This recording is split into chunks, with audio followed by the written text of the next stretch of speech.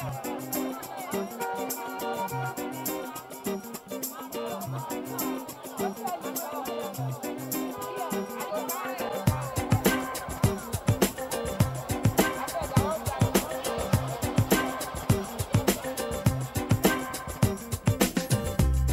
idea era crear un centro de ocio y de cultura donde toda la gente de La Coruña pudiera venir a reunirse. Esa es la razón fundamental por la que la planta baja, la que da a la calle, es una planta que se ha construido como una especie de calle interior y uno de los elementos fundamentales de esa planta baja es la cafetería, ¿no? Lo que se buscaba era precisamente el que la gente viniera a esta sede con el objetivo simplemente de pasar un rato, de reunirse y de disfrutar.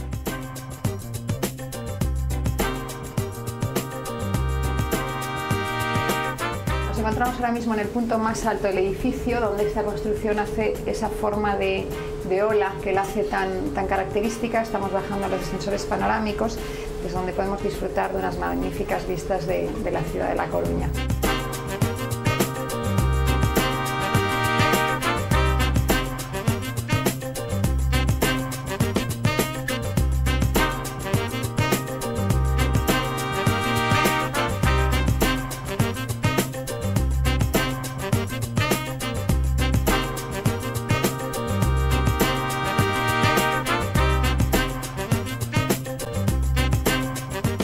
Este edificio se ha construido fundamentalmente con acero y con cristal.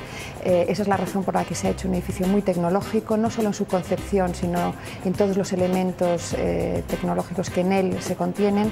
Es un edificio, por así decirlo, inteligente en cuanto a pues todos los sistemas informáticos, audiovisuales, luces, controles de temperaturas, humedades y demás, ¿no?